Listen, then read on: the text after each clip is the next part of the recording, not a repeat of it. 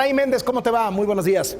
Bienvenida. Carlos, muy buenos días. De pronto sería fácil pensar que la radiación cósmica, todo esto que se produce alrededor de nuestro planeta y fuera de él, en nuestra galaxia y más allá, pues no nos llega. Y en realidad no es así, Carlos. Esto está más cerca de lo que imaginamos. La prueba son... ¿Es peligroso?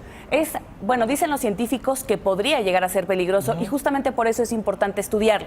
Actualmente podemos ver, por ejemplo, las tormentas solares que, bueno, interfieren en la radio, la televisión, los satélites, los celulares que ahí fallan también. Entonces, bueno, justamente para estudiar todo esto a través de los rayos gamma, fue elegido México y fueron descartados el Tíbet y los Andes bolivianos. Vamos a ver por qué.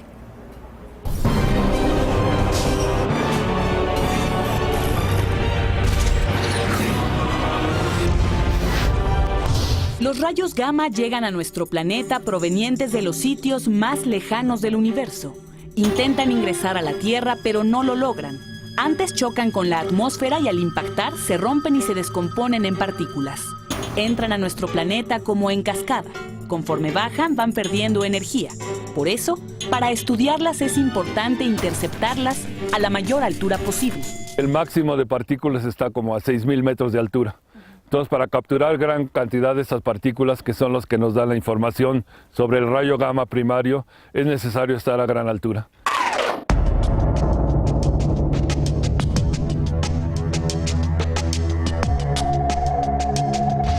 La comunidad científica internacional analizó diferentes países, altitudes y condiciones geográficas para instalar un observatorio que permitiera captar rayos gamma para su investigación. Concluyeron que los candidatos estaban en 3 lugares del mundo: Chacaltaya, en la cordillera de los Andes, en Bolivia; el Tíbet, en China; y el Parque Nacional Pico de Orizaba, en México. Ese fue el ideal y, por tanto, el elegido. El lugar se escogió principalmente por los grupos de científicos mexicanos que se comprometieron a participar en este proyecto. También el hecho de que existía ya la infraestructura para llegar a esta altura, pues existe aquí arriba en la montaña el gran telescopio milimétrico que ya había construido la carretera, la línea eléctrica, la fibra óptica.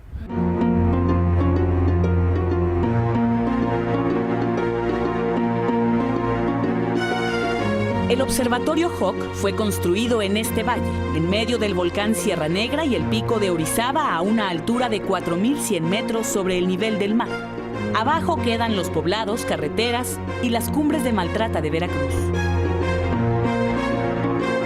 En otras latitudes, como Europa, esa altura implica nieve eterna. En cambio, el clima de nuestro país hace de este lugar un sitio único.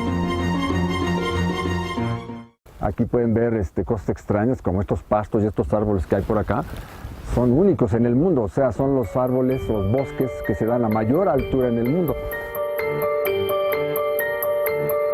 A estas alturas en el mundo ya no hay árboles, prácticamente la vegetación ya es nula debido a que hay poco oxígeno, la radiación ultravioleta es muy alta y no puede vivir.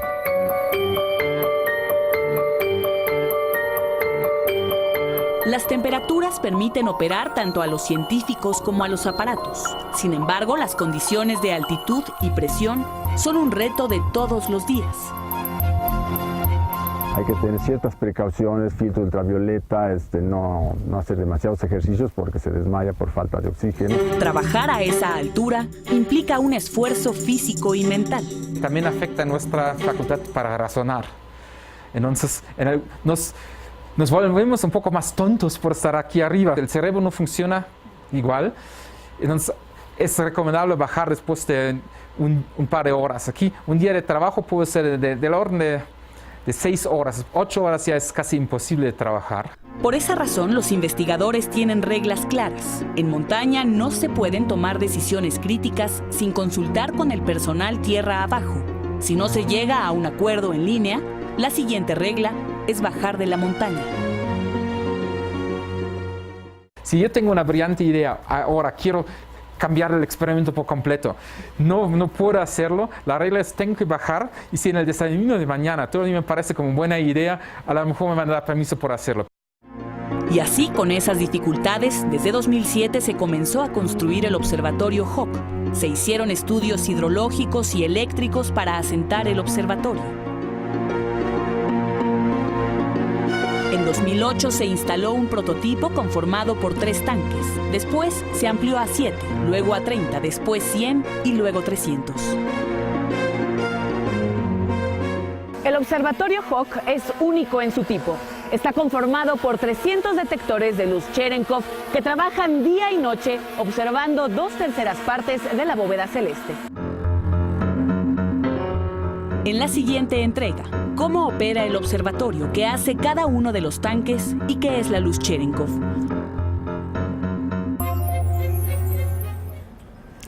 Estos grandes contenedores de agua, Carlos, en realidad lo que tienen es agua.